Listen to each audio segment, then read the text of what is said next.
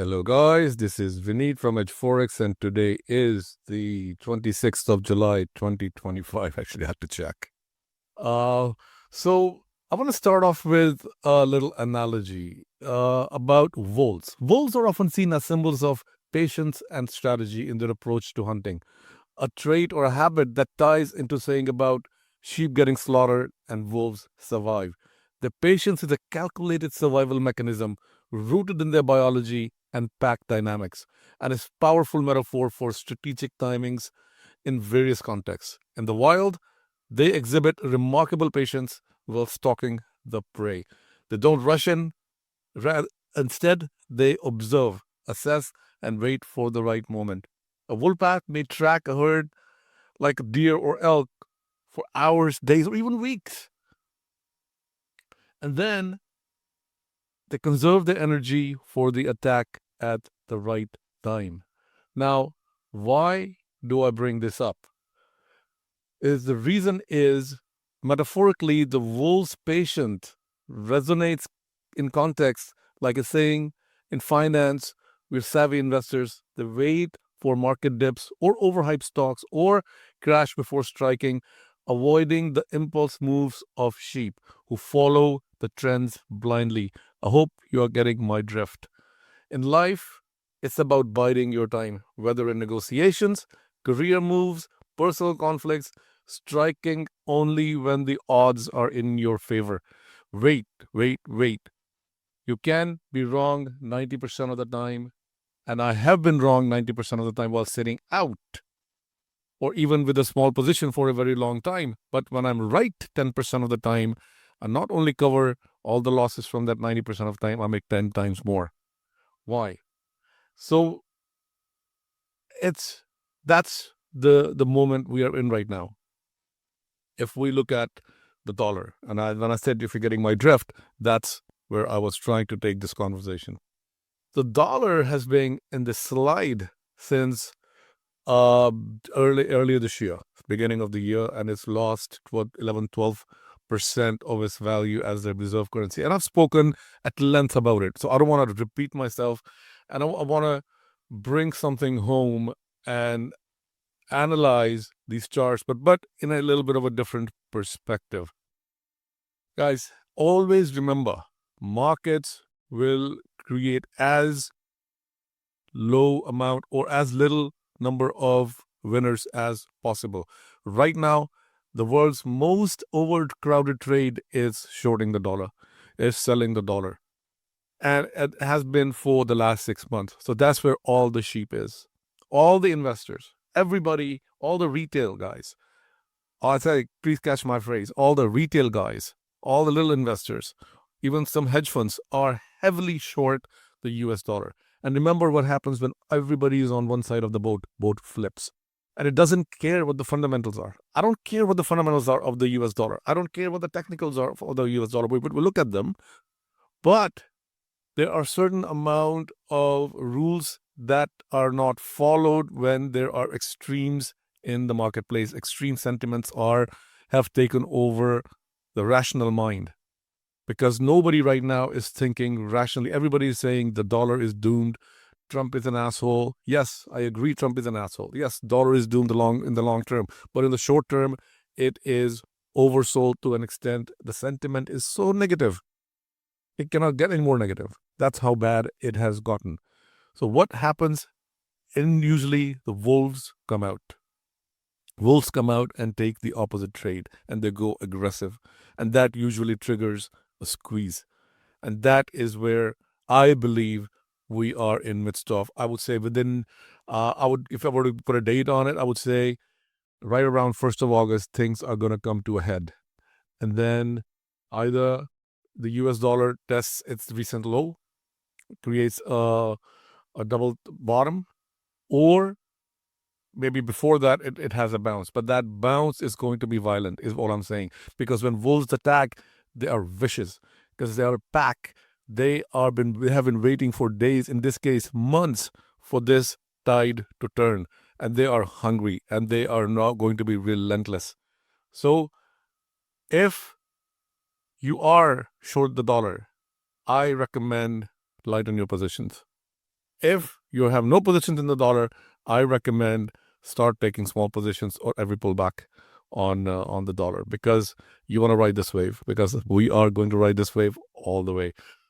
So that said, let's look at the chart closely and see where things are at. So let's look at Dixie, DXY, which is the dollar index. Okay, guys. So it started this downtrend early this year around February, and we've looked at this chart so many times before. And the last time we looked at it, it had broken out. And then I said, okay, I am going to stick my neck out and say the bottom is in. That was this bottom right here at around 96.3 or 96.4.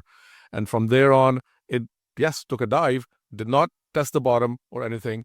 Now, the trend line that was acting as a resistance so many times, it's now acting as a support. So it got down to the trend line and then bounced back.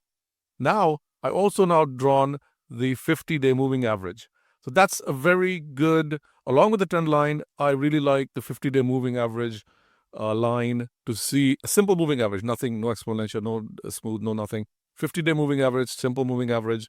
That now is also an indicator that you can use to see if the trend is long or short. So in this case, every time it's touched that moving average, it has bounced down. It said bounced back, or not bounced back, it retraced. So now this moving average is acting like a resistance. So now the moving average is sitting right at 98.5, thereabouts. Yeah, so it's coming actually lower. So every day it's not breaching the average, it's coming lower and lower. So once it breaches that moving average, it is then going to confirm that, yes, the trend line is broken, the moving average is broken. Now the skies are clear. That's when the wolves are going to come in and take this thing high, and it's going to be violent. And that is where that's a trade you want to catch. You'd rather be early on that trade, have tight stop losses, and then ride high with those trades. So now we're looking at Dixie, DXY. But Dixie is made up, is in the composite that made up of different currency pairs, mainly being EUR USD, then GBP USD, CAD, USD CAD, and JPY USD, USD JPY. So let's here look at some of those individual ones and see what they are doing. So if we look at GBP USD, okay, guys, now here, if you look, GBP USD, there's the trend line. It broke the trend line, came back and tested it, and boom, down again. Okay, let me zoom in and you can see that. And here, there's a 50-day moving average. It's broken that 50-day moving average. So we already have a signal on GBP USD. All right, guys, now things get interesting. Here, we're looking at USD JPY. Here, the trend line is broken, tested, bounced back. Here is the 50-day moving average. So trend line's broken, 50-day moving average is broken. That's two in a row. Let's look at USD CAD.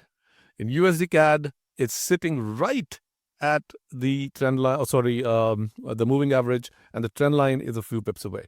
So tested the trend line, it broke the moving average, tested the trend line, it retraced just a few pips just before the close. So that is going to break both together if and when it does. So now, here comes the interesting one. EUR USD. That's the lone wolf, guys, that is keeping the Dixie low, because all the other three have either confirmed or are very, very close to confirm the reversal.